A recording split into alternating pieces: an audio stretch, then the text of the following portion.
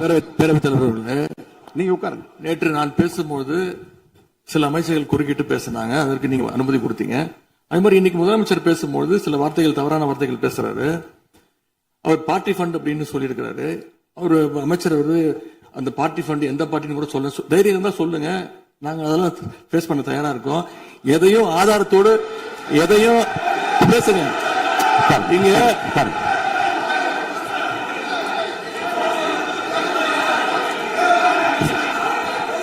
அது மாதிரி பேரவைத் தலைவர் அவர்களே, நேற்று நான் பேசி முடிஞ்சோடனே நீங்க அவை முடிஞ்சிருச்சுன்னு சொல்லிட்டீங்க. நாங்கெல்லாம் வீட்டுக்கு போயிட்டோம். வீட்டுக்கு போய் டிவி போட்டு பார்த்தா அங்க இன்னொரு அமைச்சர் இன்னும் பதில் சொல்லிட்டே இருந்திருக்கிறாரு.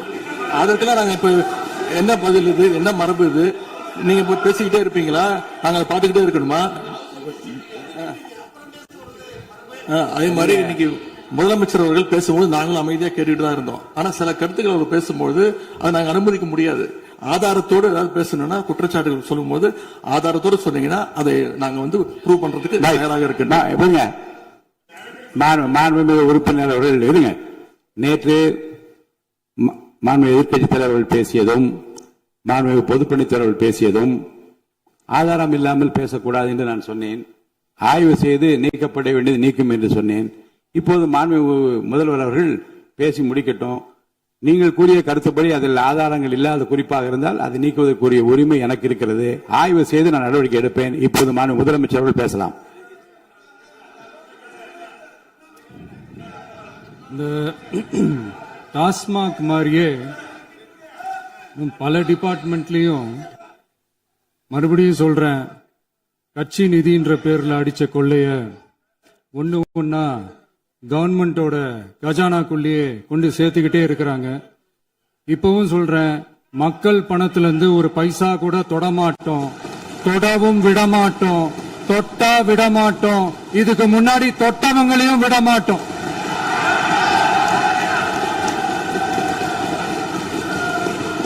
ஒவ்வொரு ஊழலா வெளியில வரும் போலே,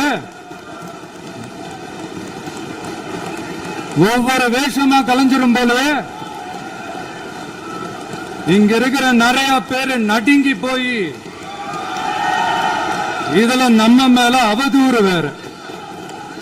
இப்ப புதுசா ஒரு வெப்பன் ஒண்ணு கொண்டு வந்திருக்காங்க. அது என்ன தெரியுமா? அவங்க தயவால தான் நம்ம ஆட்சி நடக்குதான். மக்கள் தயவால இந்த ஆட்சி நடந்துகிட்டு இருக்கு.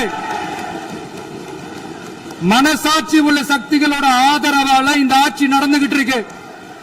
நாங்க தான் அனுப்பி வச்சோம் அப்படின்றாங்களே. அனுப்பி வச்சவங்களுக்கு மினிஸ்ட்ரியில இடம் கொடுத்தா ஏன் கதறீங்க?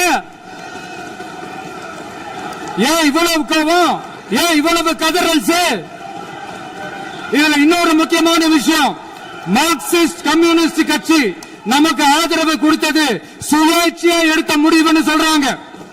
அதே மாதிரி இந்திய கம்யூனிஸ்ட் கட்சி நமக்கு ஆதரவு கொடுத்தது சுயேட்சையா எடுத்த முடிவுன்னு சொல்றாங்க. இதுல எங்க இருந்து நாங்க தான் அனுப்பி வச்சோம்னா புரியலையே. மக்களுக்கு நல்லா புரியும். எல்லாத்தையும் தெளிவா பார்த்துக்கிட்டு இருக்கிறாங்க.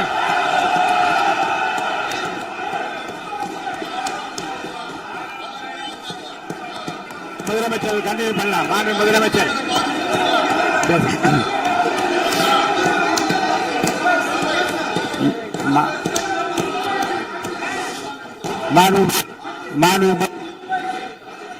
முதலமைச்சர் கண்டினியூ பண்ணலாம். நீங்க கண்டினியூ பண்ணலாம்.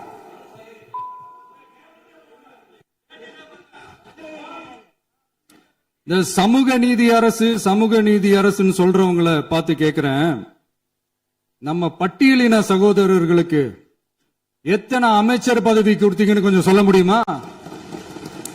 ஆனா நம்மளுடைய அரசுல 8 அமைச்சர் பதவிகள் யாருக்கு? நம்ம பட்டியலின சகோதரர்களுக்கு. எல்லாம் நம்ம அண்ணன், நம்ம தம்பி, நம்ம தங்கச்சிங்க. அண்ணல் அம்பேத்கர் அவர்களுடைய கிட்டத்தட்ட 100 ஆண்டு கால கனவு இப்ப நிறைவேறி இருக்கு. நான் ஏன் கொஞ்சம் சவுண்டா பேசுறேன் அப்படின்னா அவங்களுக்கு கேட்கணும்ன்றதுக்காக தப்பா எடுத்துக்காது.